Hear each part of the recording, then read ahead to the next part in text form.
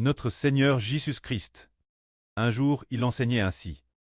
Si quelqu'un a soif, qu'il vienne moi et qu'il boive. Celui qui vient moi pour boire ne mourra jamais, qu'il ait la vie éternelle. Le Seigneur disait sans cesse, si quelqu'un a soif, qu'il vienne moi et qu'il boive.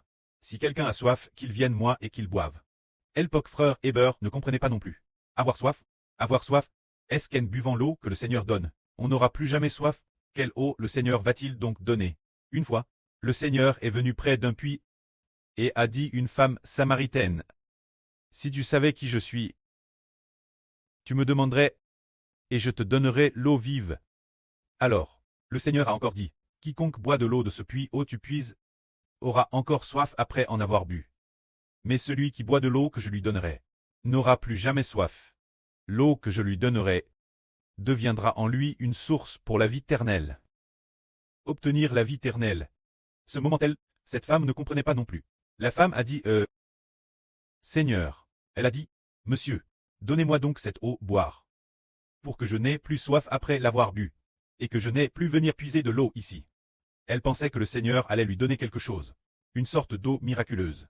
Pour qu'en la buvant, elle n'ait plus jamais soif. Mais le Seigneur, en parlant de l'eau vive, voulait dire que le Seigneur donnerait le Saint-Esprit aux hommes. Le Seigneur est venu dans le monde, précisément pour que les hommes reçoivent l'eau vive, se dire l'Esprit de Dieu et du Seigneur Christ. C'était le but de la venue du Christ dans le monde.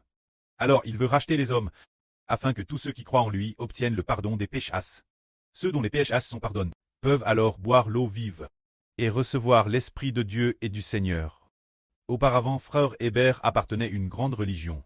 Appelle les témoins de Jéhovah. Eux. Au sein de cette religion, il y avait beaucoup de livres à lire.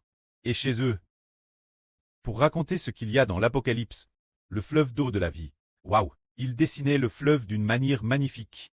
Ensuite, l'eau semblait très limpide. Ils disaient qu'en buvant cette eau, on vivrait éternellement. Et de plus, ils pensaient que cette eau, lors de la résurrection pour la vie éternelle, il faudrait la boire.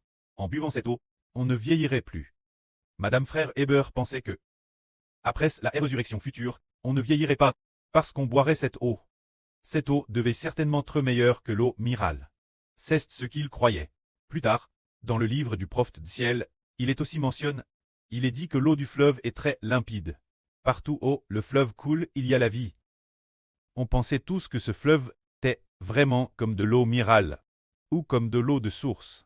Aujourd'hui, nous comprenons tous que ce n'est pas cela. C'est une métaphore. Cette métaphore signifie que Dieu et le Seigneur donneront l'esprit de vie éternelle. Ceux qui sont destinés à la vie éternelle. Et, madame, que donneront-ils? Non seulement aux humains, mais aussi tous les animaux, ont l'esprit de Dieu et du Seigneur pour la vie éternelle. Bien que Dieu ne sauve pas les animaux maintenant, il sauve l'humanité. Mais qu'en est-il de ces animaux sur la nouvelle terre l'avenir? Ils auront tous l'esprit de Dieu et du Seigneur. Ainsi ils vivront éternellement. C'est l'eau de la vie. Se dire que le Seigneur dit, quiconque a soif, vienne moi pour boire l'eau de la vie. Boire l'eau de la vie, c'est venir au Seigneur Jésus, pour recevoir l'Esprit de Dieu et du Seigneur Christ. Maintenant nous comprenons que Dieu a fait alliance. Le prêtre et le Seigneur ont fait alliance avec le frère Heber. L'alliance pour donner cette vie, l'Israël spirituel. Ainsi une telle alliance a été place en frère Heber. L'Esprit du prêtre et du Seigneur a digéti, plaque en frère Heber. Quiconque veut venir peut écouter l'enseignement du frère Heber. L'ayant cru, ils ont cru. L'Esprit de l'eau de vie arrose son cœur, permettant la vie de Dieu et du Seigneur d'entrer en lui. Ainsi il vivra éternellement.